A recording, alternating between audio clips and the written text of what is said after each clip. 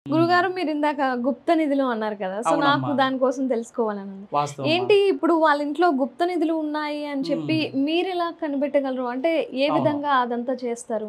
అమ్మా ఇప్పుడు గుప్త నిధులనేది ఇప్పుడే కాదు. ఇది పురాతనమైన అవును. కాలం నుంచే హ్మ్. ఈ గుప్త నిధులనే విషయాలొచ్చేసి ఎన్నో మనం టీవీలో చూస్తున్నాము. సోషల్ మీడియాలో చూస్తున్నాము. దీనివల్లొచ్చేసి 99% వచ్చేసమ్మా ఈ గుప్త నిధులనేది ప్రతి ఒక్కరికి దొరికే ఐటెమ్స్ అయితే కాదు. కాదు. ఇది పూర్వజన్మ అనేది యోగం ఉండాలి. హ్మ్. తినే ప్రాప్తి. రుణానుబంధం రూపేణం. రుణము ఉంటే మన రూపాయి అనేది ఎక్కడ పోయినా కూడా మళ్ళీ తిరిగి తిరిగి ఎక్కడికొస్తుంది? మన దగ్గరికే వస్తుంది. హ్మ్. అదే విధంగా మనకి ప్రాప్తిలో ఉన్నదే నిధి. అది అందరికి పడితే అందరికి దొరికేది కాదు. హ్మ్. కొంతమందికి వినబడుతుంది సౌండు.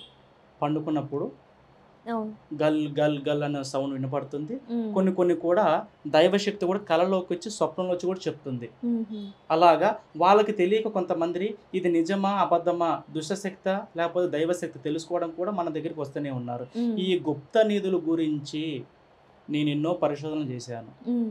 నేను కూడా నా కళ్ళతో ఎన్నో చూశాను. ఇది వచ్చేసి మా తాతలు, మా తండ్రులకు నేర్పించారు. మా తండ్రులు కూడా మాకు నేర్పించారు. హ్మ్. గుప్త నిధుల కోసం పోయి కొన్ని ప్రాణాలు కూడా పోయాయి. ప్రాణాలు. ఎంతో మంది కూడా చనిపోయారు. ఓహ్! ప్రతి వారికొచ్చేసి దీన్ని తీయడము అసాధ్యము కాదు.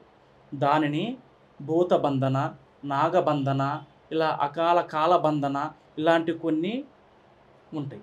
అదొచ్చేసమ్మా తెలిసిన వాళ్ళే దాన్ని పట్టుకోవాలి తప్ప, హ్మ్. ప్రతి ఒక్కరు దాన్ని పట్టుకొని దాన్ని తీయాలంటే అది ఎవరి వల్ల హ్మ్. సాధ్యం కాదు. ఒకళ్ళు అట్లా వేస్తే రక్తం కక్కుకొని చనిపోతారు. హ్మ్.